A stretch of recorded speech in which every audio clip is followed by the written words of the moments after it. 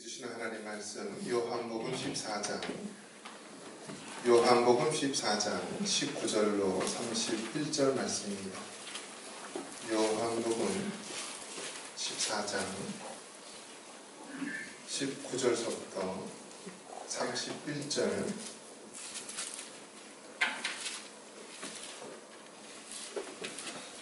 한 절씩 교독하겠습니다. 조금 있으면 세상은 다시 나를 보지 못할 것이로되 너희는 나를 보리니 이는 내가 살아있고 너희도 살아있겠습니다. 그날에는 내가 아버지 안에 너희가 내 안에 내가 너희 안에 있는 것을 너희가 알리라. 나의 계명을 지키는 자라야 나를 사랑하는 자니 나를 사랑하는 자는 내 아버지께 사랑을 받을 것이요 나도 그를 사랑하여 그에게 나를 나타내리라. 다르신 하나님과 이르되 주여 어찌하여 자기를 우리에게 나타내시고 세상에는 아니하게 하시나이까. 예수께서 대답하여 이르시되 사람이 나를 사랑하면 내 말을 지키리니 내 아버지께서 그를 사랑하실 것이요 우리가 그에게 가서 거처를 그와 함께 하리라. 나를 사랑하지 아니하는 자는 내 말을 지키지 아니하나니 너희가 듣는 말은 내 말이 아니하고 나를 보내신 아버지의 말씀이니라. 내가 아직 너희와 함께 있어서 이 말을 너희에게 하였거니와 보혜사 곧 아버지께서 내 이름으로 보내신 성령과 너희에게 모든 것을 가르치고 내가 너희에게 원하는 것을 너희에게 하리라. 평안을 너희에게 끼치노니 곧 나의 평안을 너희에게 주노라. 내가 너희에게 주는 것은 세상이 주는 것과 같지 아니하리라. 너희는 마음이 근심하지도 말고 두려워하지도 말라. 내가 너희에게로 온다 한 말을 너희가 들었으니 나를 사랑하는 내가 아버지에게로 하였으리라. 아버지는 나보다 하셨습니다. 이제 일이 일어나기 전에 너희에게 말한 것은 일이 일어날 때 너희로 믿게 하려 함이라.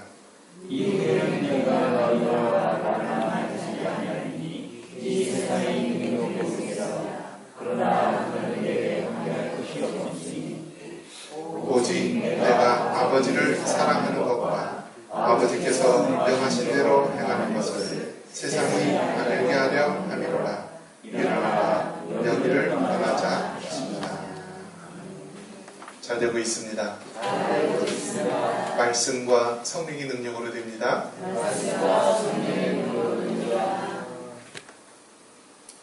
한번 따라해 보겠습니다. 평안을 너에게 끼치노니. 신앙생활을 하다 보면은 사람들을 여러 접하게 됩니다. TV에서도 연예인들이라든지 여러 사람들을 보면은 그 사람이 정말 예수님을 믿는 사람인지 아닌지 말을 안 해도 이렇게 표정을 봐도 또 그 사람의 어떤 모습을 보면은 알 때가 있습니다. 저 사람은 예수님 믿는 사람 같다라고 하면은 나중에 알고 보면은 정말 예수님 믿는 사람이고 저 사람은 한만 해도 예수님 믿는 사람 같지가 않고 좀 그렇다 하면은 꼭 그런 경우가 많이 있더라고요. 어떻게 할 수 있는가? 한번 따라해 봅니다. 평안. 그래서 이 평안이라는 것이 정말 예수님 믿는 사람과 믿지 않는 사람을 우리가 확연하게 구분 지을 수 있는 그런 겉으로 드러난 모습입니다. 예수님 믿는 사람은요, 돈이 많아서, 세상에 성공해서 그렇게 다른 것이 아니라 그 안에 내적인 평안함이 이렇게 나타납니다. 그래서 얼굴이나 이 모습을 보면은요, 밝고 환합니다.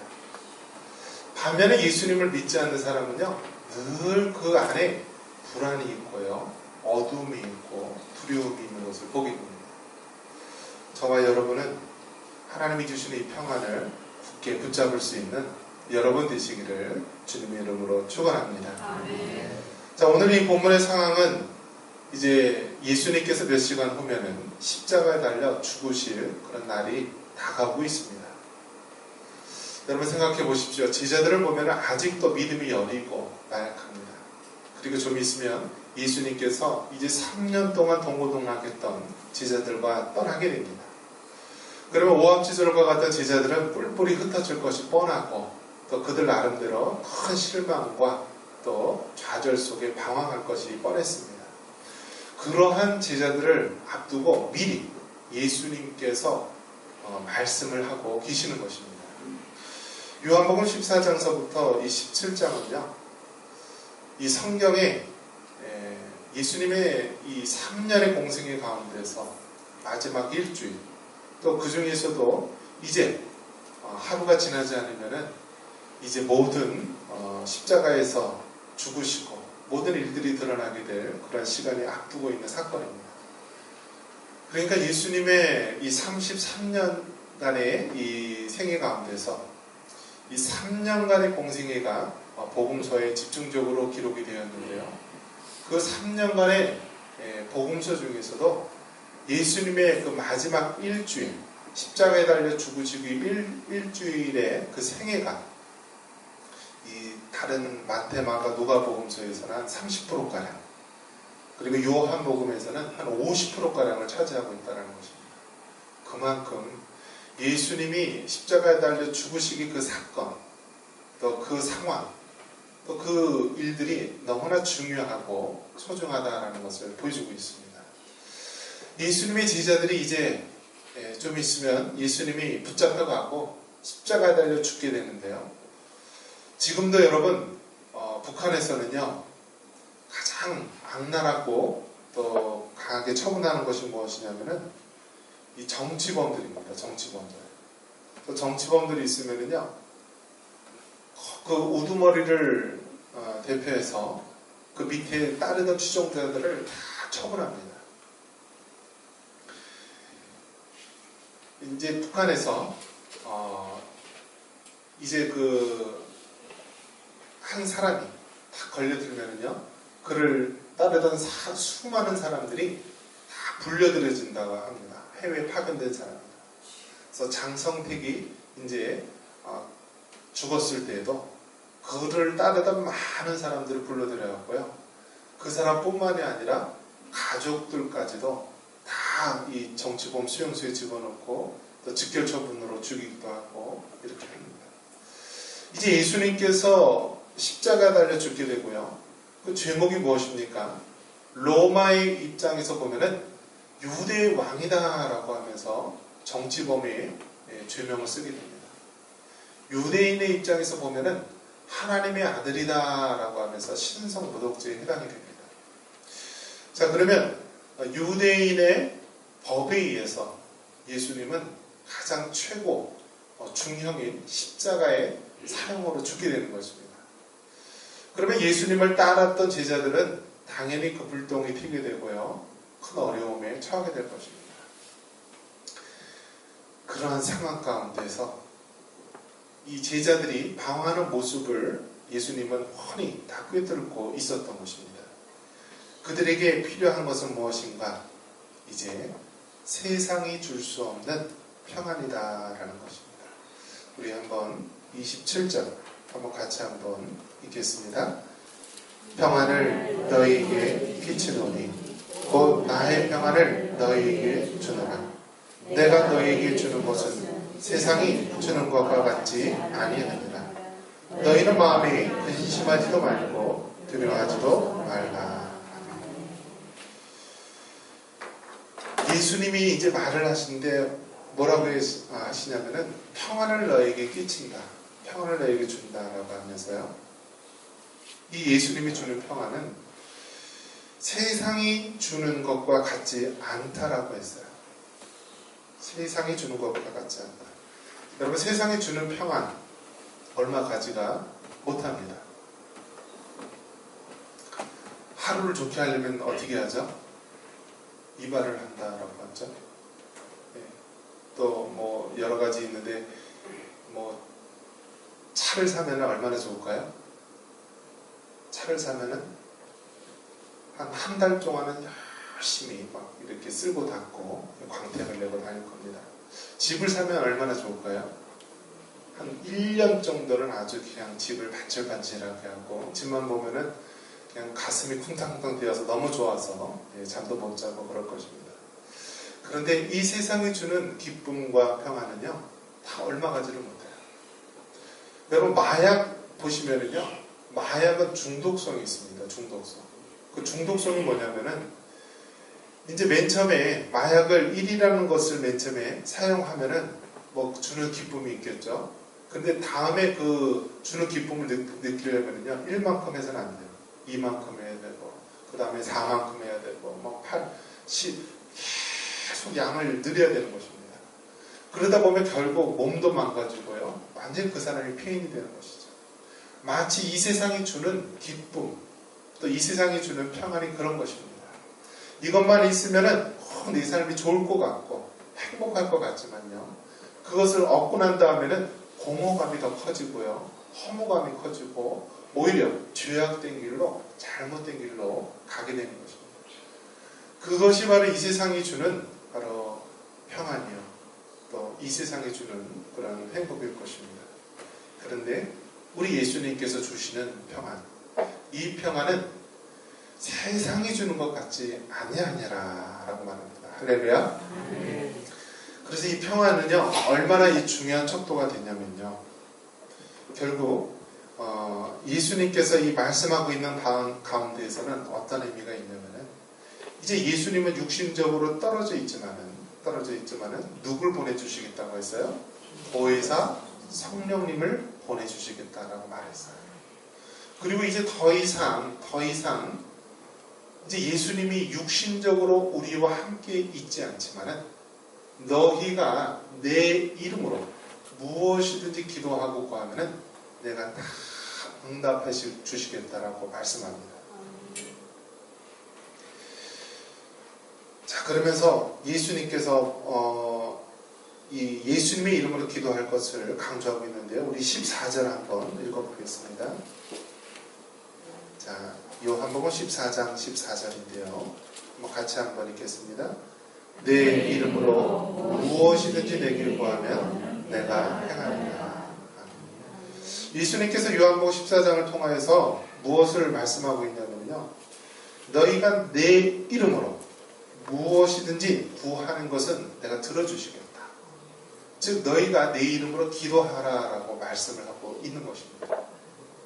그러면 내가 육신적으로는 떠나 있지만은 너희가 내 이름으로 기도하는 모든 것들을 내가 응답하고 내가 너에게 들어주시겠다라고 약속을 합니다. 그래서 여러분, 우리가 기도할 때 누구 이름으로 기도하죠? 누구 이름으로 기도합니까? 예수님 이름으로 기도합니다. 할렐루야. 바로 이 성경 구절 때문에 그런 거예요. 너희가 내 이름으로 기도하면, 예수님의 이름으로 기도하면 내가 무엇이든지 행하리라. 무엇이든지 이루어주리라. 할렐루야. 그래서 이 말씀을 보면은요, 기도하라는 것이 요한복음 14장 속에 깔려 있는 것입니다. 기도하라. 기도하면은 내가 응답해 주겠다라고 말씀합니다. 여러분, 어려운 일을 당할 때면은요, 기도가 잘 나올까요, 안 나올까요? 정말 삶 속에서 큰 어려움을 탁 받으면은요, 그냥 하나님 소리밖에 안 나와요. 하나님 소리. 기도가 어떻게 나와야 될지도 모르고 너무나 큰 삶의 문제와 어려움을 당하게 되면은 하나님 아버지밖에 나오지 않아요. 그런 가운데 어떤 분이 그냥 선교 사역을 하면서, 또 북한에서 또 이런 하나님 사역을 하면서 여러 가지 NGO 단체나 또 그런 학교에서 하다가 북한 그쪽 정부에 잡혔다라고 합니다. 그러면서 한 40일 정도를 억류가 되었다라고 하는데요. 그분이 그렇게 탁 잡히면서 자기 이제 신세가 어떻게 될지 모르니까, 당장 내일 어떻게 생명의 위협을 가하게 될지 어떨지 모르는 상황이니까요, 그런 큰 일을 겪게 되니까요, 기도밖에 할 수밖에 없더래요. 기도밖에. 그런데 기도를 하려고 하는데요, 기도가 잘 나올까요, 안 나올까요? 잘 안 나오더래요. 안 나오더래요. 그런데 기도를 이렇게 하면서 그때 기억나는 것이 무엇이냐면, 주님이 가르쳐 주신 기도. 무엇이죠? 주기도문이 이렇게 생각나더래요. 그래서 하루에도 수십 번씩, 수백 번씩 주기도문을 속으로 이렇게 외우면서 그렇게 했다는데, 그때 정말 이 주기도문이 얼마나 위력이 있고 큰 것인가를 깨닫게 되었다는 겁니다. 우리가 어려움을 당하게 되면은요, 참 기도하기가 쉽지 않아요. 그럼에도 불구하고 예수님께서 말합니다. 너희가 내 이름으로 무엇이든지 기도하면은 내가 다 행하고 응답해 주시겠다. 내가 아버지께로 가면은 내가 보혜사 성령님을 보내줄 것이요, 그 성령님께서 너희를 지키고 보호하고 인도해 주시겠다라고 말씀합니다. 그러면서 말하는 것이 바로 평안을 너희에게 끼치노니라고 말합니다. 할렐루야. 그래서 여러분, 기도할 때요, 우리가 이제 기도 응답 노트를 이렇게 마련을 해서 우리가 이제 기도를 하는데요. 기도할 때, 어느 기도 제목에 대해서 기도할 때 얼만큼 기도해야지 될까요? 여러분이 막 기도를 할 때, 물론 그 기도에 아주 명확하게 응답되는 그런 일들도 있을 수 있겠죠. 하나님, 어떤 병을 낫게 해주십시오 했는데 병이 탁 낫는다든지, 그러한 일이 이제 명확하게 있을 수도 있겠지만, 때로는 어떤 부분에 대해서 막 기도를 하는데 하나님이 응답해 주셨다라는 확신이 들게 될 때가 있습니다. 어느 경우일까요? 우리 마음속에 하나님의 평안이 밀려올 때. 할렐루야. 우리가 기도에 응답이 있었어도요, 하나님이 주시는 평안이 우리 심령과 마음을 참 밀고 올라올 때, 이 기도 제목은 하나님이 응답해 주셨구나 라는 확신을 갖게 됩니다. 이제 날이 밝고 예수님의 십자가에 잡혀가게 됩니다. 제자들은 다 뿔뿔이 흩어져서 이제 제사하겠다고 막 흩어지게 됩니다. 아무런 대책도 없고 더 이상 예수님은 육신적으로 제자들과 함께 할 수 없습니다. 하지만 예수님이 약속하신 보혜사 성령님께서 이 땅에 오시고요, 또 우리가 예수님의 이름으로 무엇이든지 기도하면 우리 예수님께서 다 응답해 주시겠다라고 말씀을 하고 있습니다. 여러분, 요한복음 14장을 통하여서 예수님은 분명하게 말합니다. 너희가 세상에 근심과 걱정이 있느냐? 그러면 보혜사 성령님을 의지하라. 그리고 하나님 앞에 기도하라 라고 말씀합니다. 우리가 기도할 때 세상이 줄 수 없는 그 평안이 우리를 주장하게 될 것이다 라고 말합니다. 기도하기 힘들 때 여러분, 주기도문을 하십시오. 주기도문이 얼마나 능력이 있고 힘이 있는 기도인지 모릅니다. 주기도문에는 우리 기도의 원칙이 담겨져 있습니다. 한번 따라해 보겠습니다. 하나님. 다시요. 하나님. 기도의 5손가락이니까 한번 손을 한번 이렇게 펴서 보세요. 하나님. 감사합니다. 용서해 주세요. 들어주세요. 예수님 이름으로 기도합니다. 아멘. 여러분, 주기도문에는 이 5가지 원칙이 다 담겨져 있습니다. 하나님, 하늘에 계신 우리 아버지 하면서 하나님 부르죠. 그 다음에 어떻게 해요? 감사합니다. 감사와 찬양을 들올려드려야 되잖아요. 그러면서 이름이 거룩히 여김을 받으시오며 나라의 임하옵시며, 그래서 용서해 주세요. 뭐가 나오죠? 우리가 우리에게 죄 지은 자를 사하여 준 것 같이 우리 죄를 사하여 주옵시고. 또 무슨 기도가 나오나요? 오늘날 우리에게 일용할 양식을 주옵시고. 또 이제 들어주옵소서에 대한 기도죠. 기도 들어주옵소서, 그러니까 용서해 주옵소서는 우리가 우리에게 죄 지은 자를 사하여 준 것 같이 우리 죄를 사하여 주옵소서. 이건 용서에 대한 거고요. 네 번째, 들어주소서는 뜻이 하늘에서 이룬 것 같이 땅에서도 이루어집니다. 이건 무슨 뜻이에요? 나의 뜻이 이루어지는 거예요? 하나님의 뜻이 이루어지는 거예요? 하나님의 뜻이 이루어지기 위해 기도하는 거죠. 그래서 또 무슨 기도가 나오죠?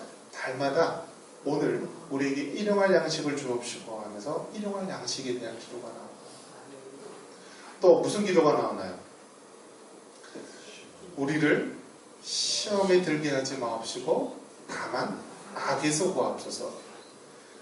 그러면 여러분 이 기도를 우리를 시험에 들지 말게 하옵시고 했을 때 시험에 드는 일이 그만큼 많다라는 거예요? 많지 않다라는 거예요? 많다라는 거예요. 우리가 살면서 시험 들 일이 너무 많다는 거예요. 그래서 우리를 시험에 들게 하지 마옵시고 시험에 들면은 자칫하면 어떻게 돼요? 악에 빠지게 되잖아요. 그러면서 시험에 들게 하지 마옵시고 악에서 구원하여 달라고 기도를 합니다. 그러면서 마지막에는 다시 한번 하나님의 이름을 우리가 높이면서 나라와 권세와 영광이 아버지께 있습니다 하면서 예수님이 가르쳐 주신 기도이기 때문에 우리가 예수님의 이름으로 기도합니다 라는 말을 쓰지 않지만 우리가 오늘 이 본문의 말씀처럼 항상 기도의 끝은 누구 이름으로 기도하라고 했죠? 예수님 이름으로 기도합니다. 여러분 이 세상을 살면은 예수님의 제자들과 같이 근심과 걱정이 늘 그 마음을 휩싸일 때가 많이 있습니다. 시험에 빠질 일도 많고요. 악에 빠질 일도 참 많습니다. 그러한 제자들을, 그러한 우리 하나님의 백성들을 향해서 예수님께서 말합니다. 내가 보혜사 성령님을 보내줄 것이다. 그리고 너희는 하나님 앞에 기도해라.